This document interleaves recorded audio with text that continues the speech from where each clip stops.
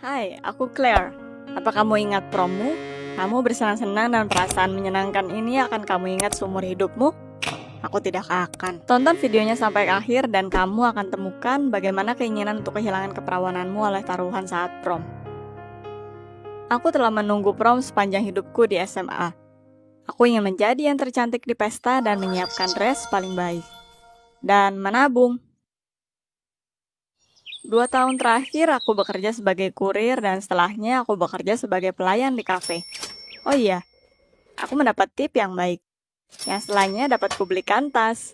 Teman sekelasku selalu terlihat menarik, tidak sepertiku. Aku tidak memiliki uang untuk baju yang bagus, sementara mereka sering menggantinya, mengambil foto, dan membanggakannya. Aku ingin menjadi seperti mereka, tapi mereka tidak menerimaku. Tapi lalu aku mendapat uang. Aku menghampiri mereka dan berkata bahwa aku akan mengenakan dress ternama saat prom. Dan mereka membalas, dressnya tidak akan menolongmu karena kamu adalah pecundang. Dan kamu akan tetap seperti itu. Tapi jika kamu tidur dengan seseorang, itulah saat kita akan menghargaimu. Aku langsung menolaknya, mengirim mereka ke neraka dan meninggalkan mereka dengan kepala menengadah ke atas. Itu adalah apa yang ingin aku lakukan jika aku bisa memutar kembali waktu. Tapi lalu aku berkata, aku akan tidur. Pernahkah kamu menjanjikan sesuatu yang tidak akan kamu tepati?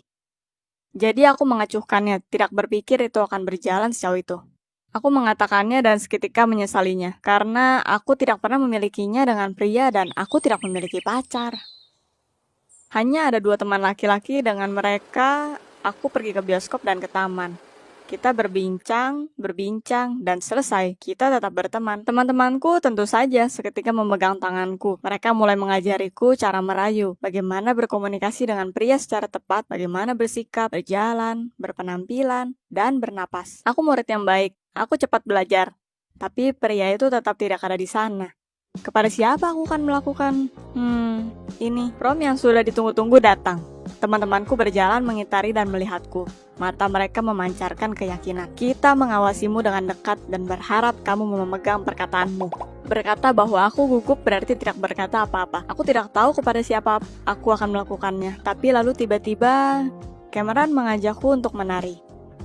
Dia memelukku dan aku berpikir bagaimana supaya tidak jatuh karena aku menari dengan pria untuk kedua kalinya dalam hidupku. Yang pertama kali adalah di TK.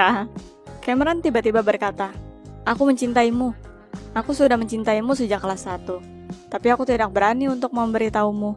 Sekarang adalah kesempatan terakhirku untuk mengatakannya. Hanya tolong jangan mengajakku. Apakah aku senang? Tentu saja. Tapi bukan karena apa yang dia utarakan. Tapi kepada kenyataan bahwa aku tidak harus merayu pria. Dia datang kepadaku.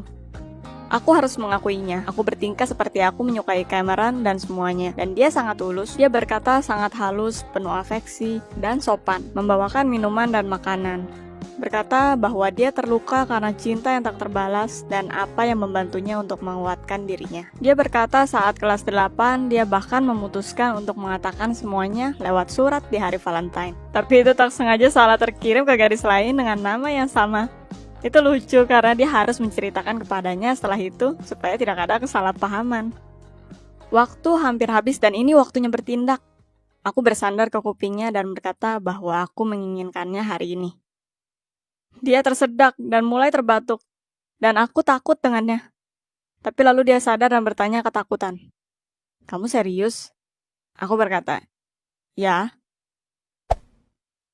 Cameron yang malang, dia berubah pucat, lalu hijau. Dan aku berpikir dia akan muntah. Lalu dia mulai bergetar tidak normal dan aku berpikir, apakah itu epilepsi? Tapi tidak, dia akhirnya berkata, aku setuju. Lalu semuanya buram. Kita ada di kursi belakang dari mobilnya dan dia berbicara tentang sesuatu yang bodoh. Dan aku bergetar ketakutan dan tidak tahu apa yang harus kulakukan. Aku sangat berharap bahwa dia tahu segalanya. Tapi menilai dari perilakunya itu juga adalah kali pertamanya. Dan aku sangat berharap bahwa semuanya akan berjalan cepat, baik, dan mulus. Cameron meletakkanku ke bawah dengan aneh dan memelukku. Tangannya sedingin es. Dan aku menangis, terkejut dan membuatnya menjelaskan mengapa tangannya seperti itu. Dan ini semua adalah karena dia ketakutan.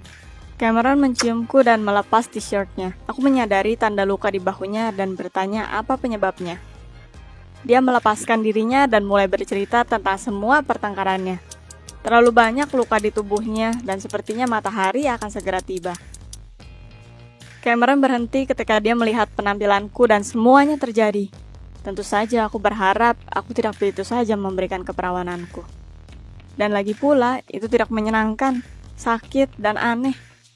Sehingga aku selalu berpaling, takut untuk melihatnya di mata. Dan lalu kita duduk dan dia mengungkapkan cintanya. Dan ketika aku mendengar sesuatu selanjutnya akan seperti sekarang ini. Aku keluar dari mobilnya seperti telah dilukai oleh perkataannya. Tidak ada yang akan terjadi. Aku hanya bersamamu karena aku berjanji pada temanku bahwa aku akan tidur dengan seseorang. Perlukah aku ceritakan bagaimana keadaan pria pertama yang aku tinggalkan? Ya, aku seorang idiot untuk melakukannya. Tapi waktu tidak bisa diputar kembali. Aku pergi kembali ke pesta dan memberitahu temanku. Apa yang kamu pikir akan mereka katakan? Ayo, lebih berani. Tebak. Claire, kamu keren. Kamu bisa bergabung dengan kita sekarang. Kamu hebat. Aku tidak mendengarnya. Mereka berkata, kamu dulu adalah pecundang, dan kamu akan selalu menjadi seorang pecundang. Dan lalu hanya ada tawa kencang. Itu adalah hari terburuk dalam hidupku. Atau lebih tepatnya, malam dan subuh terburuk. Aku tidur dengan orang asing. Di saat yang bersamaan, aku sudah buruk menyinggungnya dan menyebabkan beberapa luka. Termakan pengaruh para gadis bodoh ini dan merubah diriku sendiri menjadi orang bodoh. Apa yang akan kamu lakukan jika kamu di posisiku? Aku memutuskan untuk menghampiri Cameron dan menjelaskan diriku, dan meminta pengampunannya. Ketika aku berjalan, aku membayangkan betapa marahnya dia kepadaku. Aku tenggelam dalam pikiranku dan memutuskan untuk membela diriku saat aku membunyikan bel pintu. Tapi Cameron, baik atau buruk, tidak keluar. Ayahnya berkata dia mengantarnya ke rumah kakek neneknya pagi ini untuk sepanjang musim panas. Oh, seramnya. Aku harus menunggu sepanjang musim panas dan menyiksa diriku dengan pikiran depresif. Dan lalu itu terjadi. Setiap hari aku bangun berpikir tentang Cameron dan membayangkan apa yang dia lakukan. Bagaimana dia menghabiskan waktu. Lalu aku membayangkan dia membenciku dan memukul kantung samsak dengan gambaranku. Yang lebih membuat depresi adalah melihat para gadis itu. Aku bertemu mereka di jalan. Mereka menunjuk ke arahku dan berteriak, "Hei semua, lihat siapa yang tidur dengan orang pertama yang dia temui saat prom." Tidak lama kita bertemu lagi. Dan aku bahkan bertanya, apa mereka berjalan ke sini dengan sengaja? Salah satu dari mereka berteriak, "Bagaimana kau bisa memiliki seks dengan Cameron?" Sangat menyeramkan. Aku tidak bisa diam dan berteriak, "Siapa kamu? Dasar kambing." Dan Cameron mencintaiku, dan aku mencintainya. Setelah itu aku menangis. Teman sekelasku tertawa, tapi aku tidak peduli. Untuk pertama kalinya, aku tidak peduli apa yang mereka pikirkan tentangku. Yang aku pikirkan hanya Cameron dan bagaimana aku sangat mencintainya.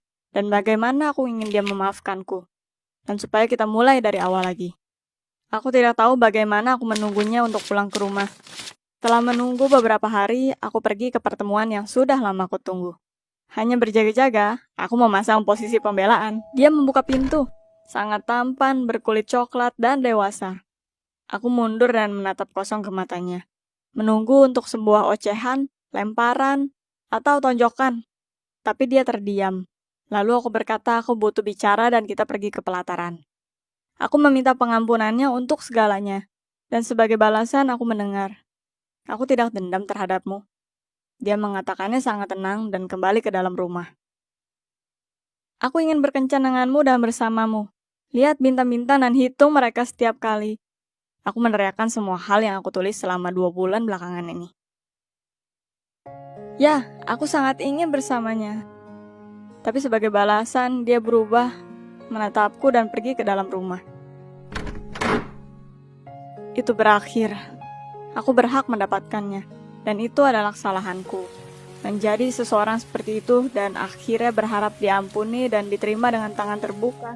Sudahlah, seketika Cameron kembali. Dengan teleskop rumah sesungguhnya, dia berteriak, "Tolong aku!" Aku melompat, dan kita mulai mengatur peralatan tepat di pekarangannya. Cameron mengakui bahwa dia masih mencintaiku, tapi aku melukainya sangat buruk, dan dia akan membutuhkan waktu untuk mempercayaiku. Tapi itu tidak menghentikan kita untuk menunggu sampai malam dan melihat bintang bersama. Jika kamu suka dengan ceritanya, like. Aku akan senang jika kamu subscribe ke channel ini dan menekan tombol loncengnya. Lalu kamu tidak akan melewatkan seri baru. Jangan berdebat dengan kehormatanmu dan biarkan kamu dikelilingi oleh teman yang loyal dan jujur.